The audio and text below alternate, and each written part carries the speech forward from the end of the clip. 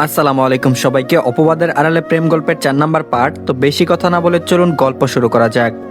Cultural programme 2026। প্রতি বছর এই একটা সপ্তাহ বিশ্ববিদ্যালয়ের সবার জন্য স্বস্তির শ্বাস ফেলার একটা সময়। অদিতি তখন সবাই সুস্থ হয়ে ভার্সিটিতে এসেছে। ভার্সিটি এসেও অবাক, সবাই রীতিমতো যে কোনো বিষয়ে অংশ নেবে একদম হৈহুল্লোড় লাগিয়ে দিয়েছে। অদিতি ওদের এসব চুপচাপ দেখছিল। ওর হয়তো ইচ্ছে হচ্ছে কিছু একটাই অংশ নিতে। অদিতিকে একপাশে কোণঠাসা হয়ে দাঁড়িয়ে থাকতে দেখে হঠাৎ পাশ থেকে ওর ব্যাচের একটা মেয়ে ওকে ইশারা করে চেঁচিয়ে বলে উঠলো, এই অদিতি, তুই গানে পার্টিসিপেট কর, তোর গলা তো ভালো। অদিতি সঙ্গে সঙ্গে মানা করে বলল, না না, আমি এসবে পারি না। অদিতির মানা কেউ শুনলই না। এই ব্যাচ থেকে পার্টিসিপেট কম পাচ্ছিল, তাই ব্যাচের সিআর তানিয়া এগিয়ে এসে অদিতির হাতে গানের লিস্ট জোর করে ধরিয়ে দিল। অদিতির কাঁধে হাত রেখে মিষ্টি এসে বলল, তুই পারবি রে, ট্রাই কর একবার। আর এগুলোতে পার্টিসিপেট করলে প্রফেসরদের নজরও আসা যায়, জানিস সেটা। অদিতি তানিয়ার দিকে তাকালো। ওর গান গাওয়ার বড্ড শখ ছোট থেকেই, মাঝে মধ্যে গুনগুন করে গান গাওয়া হতো, তবে কোনো অনুষ্ঠানে কখনোই গাওয়া হয়নি। বাবা শুনলে ঠ্যাং ভেঙে ঘরে বসিয়ে রাখবে সেজন্য।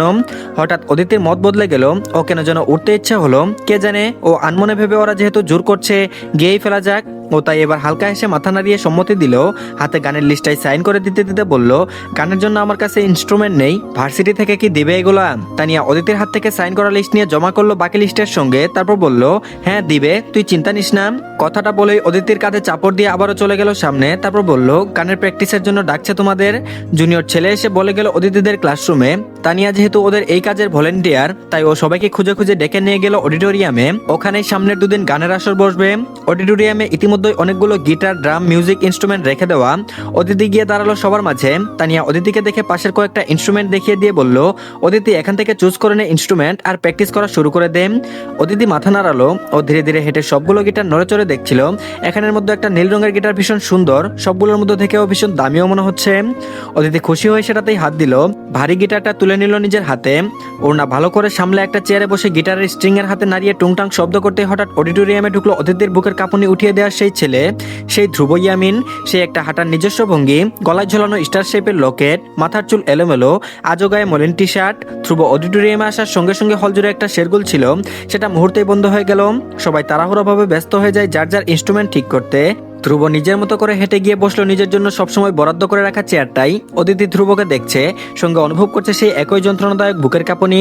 কেন বারবার বারবার ধ্রুবকে দেখলে এলোমেলো লাগে অদিতির নিজেকে। ধ্রুবকে দেখলেই মনে হয় ছুটে কোথাও পালিয়ে যেতে। এই কেনগুলির উত্তর হয়তো কোথাও না কোথাও অদিতির কাছেই আছে, কিন্তু ভীতু অদিতি এসব নিজের মনে কোথাও জায়গা দিতেই চায় না। ও ছুটে পালিয়ে যায় এই অনুভূতিগুলো থেকে। অদিতি তানিয়ার কাছে ঝুঁকে ডাকলো, তানিয়া। তানিয়া সবার পারফরমেন্স নোট করছিল। অদিতির ডাক শুনে ওর দিকে ঝুঁকলো। অদিতি ধীর গলায় জিজ্ঞেস করলো, সিনিয়র ছেলেরাও আমাদের সঙ্গে একই সঙ্গে পারফর্ম করবে? তানিয়া অদিতির কথা শুনে ওর দিকে ভ্রু নাড়িয়ে পরপর আর চোখে ধ্রুবর দিকে চেয়ে হঠাৎ শব্দ করে হেসে উঠলো। ধ্রুবকে শুনিয়ে শুনিয়ে বলতে লাগলো, আরে অদিতি, ধ্রুব ভাই তো আমাদের ভার্সিটির সেরা গায়ক, সব গানের পারফরমেন্স তো উনিই জাজ করেন, স্টেজ পারফর্ম করার জন্য সিলেক্ট করেন, এটা তুই জানিস না? অদিতি তানিয়ার এভাবে জোরে জোরে বলা কথায় রীতিমতো ভরকে গেল। চোখ বড় বড় করে ধ্রুবর দিকে তাকালো। ধ্রুব তীক্ষ্ণ চোখে তাকিয়ে দেখছে ওর দিকে। অদিতিকে কি ভাবছে সে? ও যেচে তার খোঁজ নিচ্ছে, কিন্তু অদিতি তো ধ্রুবর কথা জিজ্ঞেস করেনি। ধ্রুব চেয়ে আছে এখনো, ওর চোখে মুখে কিছুটা অবাক ভাব, হয়তো আশা করেনি অদিতি ওর সম্বন্ধে জানতে চাইছে। অদিতি অপ্রস্তুত ভাবে চোখ ফিরিয়ে নিল দ্রুত। তার দিকে আর একবারও চোখ পাওয়া গেল না। কোথায় কিভাবে যেন তাকায়, যেন চোখের ইশারায় অদিতিকে কিছু একটা বলে। অদিতি গিটারের সুর তুলছে। ধ্রুব তখনও আশেপাশে তাকিয়ে কিছু খুঁজছে। হঠাৎ অদিতির হাতের দিকে চোখ গেল। ওর হাতে ধ্রুবর সেই গিটার। ধ্রুব গিটারটা দেখে আবারও অদিতির গুলগাল মুখের দিকে তাকালো। গম্ভীর স্বরে সবার মধ্যেই ডাকলো, অদিতি। অদিতি চমকে তাকালো। ধ্রুবর আচমকাটাকে সবাই ওর দিকে তাকালো। অদিতি জবাব দিল, জি জি। ধ্রুব বরাবরের মতো শান্ত স্বরে অদিতির হাতের গিটার ইশারা করে বলল, দ্যাটস মাই গিটার। অদিতি নিজের হাতের গিটারের দিকে তাকালো, তারপর লজ্জায় পড়ে ধ্রুবর দিকে তাকালো। ধ্রুব তখনও অদিতির দিকে ভ্রু নাড়িয়ে দেখে যাচ্ছে। অদিতি গিটারটা হাতে উঠে দাঁড়িয়ে ধ্রুবর দিকে গিটারটা বাড়িয়ে দিল। ধ্রুব হাত বাড়িয়ে অদিতির হাত থেকে নিল সেটা। তখন ঘটে গেল অনাকাঙ্ক্ষিত ঘটনা। গিটার নেওয়ার সময় ধ্রুবর হাতটা আচমকা ছুঁয়ে গেল অদিতির আঙ্গুলগুলো। হঠাৎ পুরুষালী এমন রুক্ষ হাতের স্পর্শে অদিতি চমকে উঠে গিটারটাই হাত থেকে ফেলে দিল। সম্পূর্ণ অডিটোরিয়ামে ঝমঝমিয়ে আওয়াজ হলো। ধ্রুব হতভম্ব চোখে একবার মেঝেতে পড়ে থাকা গিটার দেখে আরেকবার অদিতিকে মাথা তুলে দেখছে। ওর এত শখের যত্নে রাখা গিটার। অদিতি এমন একটা ঘটনায় ভীষণভাবে অপরাধবোধে ভুগলো। দ্রুত গিটার মেঝে থেকে তুলে ধ্রুবর পাশের চেয়ারে রেখে দিল। আইডাক করে বলে উঠলো, আমি ভীষণ সরি, আমি বুঝতে পারিনি কিভাবে এটা। গিটারটা ভালো আছে বোধহয়, এখনো নষ্ট হয়নি সম্ভবত। অদিতির চোখ মুখ কুচকে ধ্রুবকে বারবার সরি বলছে। ধ্রুব স্থির চোখে অদিতির মুখের দিকে চেয়ে রইল। একটা সময় নিজের চোখ সরিয়ে গিটারটা হাতে নিয়ে বলল, রিল্যাক্স, আমি চেক করছি, ওয়েট। অদিতি চুপচাপ গিয়ে বসলো নিজের চেয়ারে। ধ্রুব গিটারের স্ট্রিংয়ে আঙুল নাড়িয়ে সুর তোলার চেষ্টা করছে, অথচ সুরগুলো ছন্দপতন হচ্ছিল বারবার। অদিতি তীব্র অপরাধবোধ নিয়ে ধ্রুবকে দেখছে। ধ্রুব বিরক্ত হয়ে গিটারটা রেখে দিল। পাশ থেকে একটা ছেলে বলল, ভাই গিটারটা ঠিক করাতে হবে বোধহয়। ধ্রুবর হাত দেখিয়ে আটকে দিয়ে বলল, আমি করে নিব এটা, তোরা প্র্যাকটিস শুরু করো, আমার যেতে হবে এখন। ধ্রুব ইয়ামিন পড়াশোনার ফাঁকিবাজ হলেও গানের ব্যাপারে ও একটু অন্যরকম। ওর শখ এটা, যা ওর একাকিত্ব দূর করতে ব্যবহার করে এসেছে ছোট থেকেই। ছোট থেকে বাসায় দরজা বন্ধ করে গান গাইতো। তখন থেকে ধ্রুবর অ্যাংজাইটি অ্যাটাক হওয়া শুরু হলো। ডাক্তারের কথা মতো ধ্রুব তখন ভার্সিটির গানের প্রোগ্রামগুলোতে নাম জড়িয়ে দিলেন সৌরভ। বকাটে ধ্রুব ইয়ামিন এই একটা ব্যাপারে ভীষণ যত্নবান। ও নিজের থেকে ভার্সিটির প্রোগ্রামে গান গায়, তবে আজ অব্দি কোনো পুরস্কার নেয়নি গানের জন্য। ও এমনই, গান গাওয়া শেষ হলে ওকে আর খুঁজে পাওয়া যায় না। ও ছুটে বেড়ায় নানা দিকে। পরবর্তীতে প্রফেসররা বিরক্ত হয়ে ধ্রুবকে প্রাইজ দেওয়াই বন্ধ করে দিয়েছেন। সেসব কথা যাক, আপাতত সবাই প্র্যাকটিস শুরু করেছে। অদিতি অন্য আরেকটা গিটার হাতে তুলল। ধ্রুব আরেকজনের গিটার নিল নিজের হাতে। ও আলগুছে সেটা হাতে নিয়ে স্ট্রিংয়ে নাড়াতে নাড়াতে আরো একবার অদিতির দিকে তাকালো। এভাবে ও সামান্য হাত ছুঁতে এই মেয়ের এই করুণ অবস্থা দেখে হঠাৎ করে গম্ভীর ধ্রুবর যেন হাসি পেয়ে গেল। এতটা নাজুক মেয়ে তো আর ঢাকা শহরে সবসময় দেখা হয় না ওর, বলতে চাইলে এই প্রথম। অদিতি তখন আর মনে গুনগুন করছে। হঠাৎ করে ধ্রুবর মনে প্রশ্ন জাগলো, এই মেয়েটার গানের গলা কেমন? ও গান গাইলে ওর মুখের এক্সপ্রেশন কেমন হয়ে যায়? সুর তোলার সময় কি চোখ বন্ধ করে সুর তুলে? গান গাইতে গেলে ওর মনে কি বাকি সবার মতো অন্য কেউ ভেসে ওঠে? এসব জানতে ইচ্ছা হওয়া অবশ্যই ভুগাস, একদম বেহুদা। তবুও ধ্রুব নিজের এই মনের বেহুদা চিন্তা থেকে নিজেকে দমাতে পারলো না। আজ মনে হয় রইল পুরোটাক্ষণ। দেখতে দেখতে অদিতির পালা এলো গান গাওয়ার। অদিতিকে আর চোখে একবার ধ্রুবর দিকে তাকালো।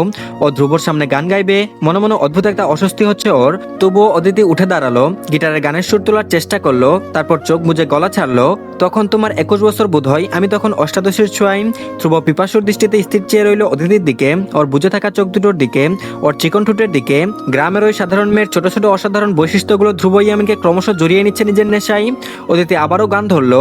লজ্জা জড়ানো ছন্দে কেঁপেছি, ধরা পড়েছিল ভয়, তখন তোমার 21 বছর বোধ হয়, আমি তখন অষ্টাদশীর ছোঁয়াই। গোপনে প্রেম গোপনে রয়ে গিয়েছে ঝরে, আর আমরা দুজনে কখন গিয়েছি সরে। ফুলঝুরি থেকে ফুল ঝরে গেলে মালা কিসে গাঁথা হয়, তখন তোমার 21 বছর বোধ হয়, আমি তখন অষ্টাদশীর ছোঁয়াই। গান শেষ হলে সবাই করতালি দিল। অদিতি সবার দিকে চেয়ে মুচকে আসলো। তখন ধ্রুব ইয়ামিন হৃদয় লুটিয়ে পড়লো ওই নীলের তরে। হয়তো সেটা স্বয়ং ধ্রুব নিজেও বুঝেনি। সবার গান গাওয়া শেষ হলো। ধ্রুব নষ্ট গিটারটা কাঁধে ঝুলিয়ে বেরিয়ে এলো অডিটোরিয়াম থেকে। ধ্রুব বাইকের চাবি হাতে ঝুলিয়ে বাইকের দিকে এগোচ্ছে, পেছনের সাঙ্গপাঙ্গ। ধ্রুবর গিটার দেখে ইমন বলল, তোর গিটার নাকি ভাবি ভেঙে ফেলেছে। ধ্রুব বিরক্ত হয়ে তাকালো ইমনের দিকে, তারপর বলল, ডোন্ট কল হার ভাবি।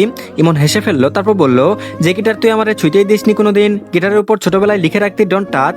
এখন একটা বাইরের মেয়ে দা ফেমাস ধ্রুব ইয়ামিনের গিটার নষ্ট করে ফেললো, আর তুই কিছু বললি না।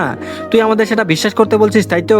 পাশ থেকে সুমন টিপ্পনি কেটে বলল, ভাই আপনি প্রেমে পড়ার 2 নাম্বার স্টেজে আসেন, এটা কিন্তু ফাইনাল। রাজু টিপ্পনি কেটে বলল, ভাই আজকাল দাড়ি না ওঠা পোলাপান প্রেম করতেছে, আর আপনি কিনা প্রেম স্বীকার করতেই ভয় পাচ্ছেন। ধ্রুব ভ্রু কুচকে ফেললো, তারপর বলল, আমি ভয় পাচ্ছি। রাজু হেসে হেসে বলল, হ্যাঁ পাচ্ছ নেই তো। ধ্রুব বলল, তোরে তো আমি। ধ্রুব তেরে গেল রাজুর দিকে। রাজু দৌড় লাগালো, ধরতে পেলে মানিজ্য থাকবে না আর, রাস্তায় ধরে মাইল লাগাবে। তখন হোস্টেলে যাচ্ছে অদিতি। ও কাদের ব্যাগ এক হাতে চেপে অপর হাতে ফোনে কথা বলতে বলতে হাঁটছিল। ধ্রুব দৌড়ের সময় ওকে লক্ষ্য করেনি। অদিতি ফোনে কথা বলছিল দেখে ও ধ্রুবকে খেয়াল করে নাই। তারপর তারা দুজনেই খেলো ধাক্কা একটা। অদিতির ফোন ছিটকে পড়লো রাস্তায়। ও চোখ বড় বড় করে টাল হারিয়ে পড়ে যেতে নিচ্ছিল, তবে সামলে নিল ধ্রুব। কৌশলে এক হাত চেপে ধরলো ওর পিঠ, অপর হাতে পাশে থাকা গাছ ধরে নিজেকেও একই সঙ্গে পড়ে যাওয়া থেকে আটকে ফেললো। অদিতি তখন হাতের আঙুল দিয়ে খামচে ধরেছে ধ্রুবর বুকের টি শার্ট। বখাটে ধ্রুব ইয়ামিন এবং গ্রামের সাপোসা অদিতি হায়াতের প্রেমের শুরুটা হয়তো এখান থেকেই হয়েছিল। ধ্রুব অবাক হয়ে দেখে যাচ্ছে অদিতিকে। অদিতির আতঙ্কে নীল হয়ে যাওয়া মুখটি, ওর নাক, ওর তীর করে কেঁপে ওঠা ঠোঁট, কুচকানো 2 চোখ, সবকিছু মারাত্মকভাবে গ্রাস করে নিল শক্ত পাথর মাজা ধ্রুব ইয়ামিনকে। ধ্রুব অনুভব করলো ওর বুকও কাঁপছে, ওর শ্বাস প্রশ্বাস বেড়ে যাচ্ছে। ও স্বাভাবিক নয়, ভেতরে ভেতরে সবটাই ধ্রুবর নিয়ন্ত্রণের বাইরে চলে গেছে। ধ্রুব ইয়ামিন সম্ভবত ফেসে গেছে। অদিতি আশেপাশে ভয়ে ভয়ে তাকালো, কেউ কি দেখে নিয়েছে? না, কেউই দেখেনি। ও অস্থির শ্বাস ফেললো, তারপর চোখ মুখ খিচে ধ্রুবর বুকে ধাক্কা দিল। ধ্রুব বুঝতে পেরে সাথে সাথে ছেড়ে দিল অদিতিকে। দুজনে সোজা হয়ে দাঁড়ালো। অদিতি আর ধ্রুবর দিকে একবারও তাকালো না। ও রাস্তায় আশেপাশে খুঁজতে লাগলো কিছু। রাস্তার একপাশে ভেঙে চুরে পড়ে থাকা ফোনটা দেখতে পেল। ভাঙা ফোনটা হাতে তুলে অদিতির মনটাই খারাপ হয়ে গেল। ও একবার ধ্রুবর দিকে চেয়ে পরপর চোখ ঘুরিয়ে নিয়ে ফোন হাতে উঠে দাঁড়ালো। ধ্রুব অদিতির মন বুঝে আগ বাড়িয়ে বলল, ভেঙে গেছে না, আমি এটার ক্ষতিপূরণ। অদিতি বলল না। অদিতির সঙ্গে সঙ্গে জবাব দিয়ে দিল, ও চায় না ধ্রুবর সঙ্গে এভাবে বারবার কোনো না কোনো ভাবে ওর দেখা হোক। অদিতি কখনোই চাইবে না, যার জন্য অদিতির মন বারবার বেইমানি করে কিছু একটা অনুভব করে। তার চোখে চোখ মেলাতে অদিতি ঠিক করেছে ও আজ থেকে এড়িয়ে যাবে ধ্রুবকে। যতটা পারা যায় চোখে চোখ মেলাবে না, চোখে চোখ মেললে ওর বিপদ। ঘোর বিপদ। অদিতি তারপর ধ্রুবর দিকে আর একবারও তাকালো না, দ্রুত ওকে এড়িয়ে পাশ কাটিয়ে হেঁটে গেল। ধ্রুব আহাম্মক হয়ে অদিতির কাজগুলো দেখে গেল। মেয়েটা হুট করে হয়েছেটা কি ও বুঝতেও পারলো না। অদিতি চলে যেতে রাজু এবার দূর থেকে এগিয়ে এলো ধ্রুবর দিকে। দুজনেই একই সঙ্গে অদিতির যাওয়ার দিকে চেয়ে আছে। রাজু নিজে এবার কিছুটা অবাক হয়ে বলল, ধ্রুব ভাই, ভাবি কি পালিয়ে গেল তোমার থেকে? ধ্রুব ভ্রু কুচকালো। সেভাবেই অদিতির যাওয়ার দিকে চেয়ে দেখতে দেখতে প্রশ্ন করলো, এটা পালানো ছিল? রাজু সাই দিয়ে বলল, পালানোই তো। আমার সিক্স সেন্স বলছে ভাবি আজকের পর আর তোমার মুখোমুখি হবে না। ধ্রুব নিজের মধ্যে হয়তো নেই, ও বোকার মতো প্রশ্ন করে বসে, কেন কেন ও আমার মুখোমুখি হবে না? রাজু একের পর এক ধ্রুবর অবিশ্বাস্য প্রশ্ন শুনে নিজেই হতভম্ব হয়ে গেল। ও এবার ধ্রুবর হাত ঝাঁকিয়ে বলল, ভাই আপনি ঠিক আছেন? ধ্রুবর সম্বিত ফিরে পেল এবার। ও এসব কি সস্তা কথা বলছে? ধ্রুব ইয়ামিনের বৈশিষ্ট্যের সঙ্গে এসব যায় না। তাই ধ্রুব চোখ সরিয়ে রাজুর দিকে চেয়ে আবারও মুখটা গম্ভীর করার চেষ্টা করলো। গলা খাকারি দিয়ে পুনরায় নিজের ফর্মে ফেরার চেষ্টা করলো। তো ধন্যবাদ সবাইকে, এই পার্টটি এই পর্যন্তই। পরবর্তী পার্টও দিয়ে দেওয়া হয়েছে, সবাই দেখে নেবেন। আর সবাই প্লিজ চ্যানেলটিকে সাবস্ক্রাইব করে দিন, আর ভিডিওতে সবাই একটা করে লাইক দিয়ে দিন। ভালো থাকবেন সবাই, আল্লাহ হাফেজ।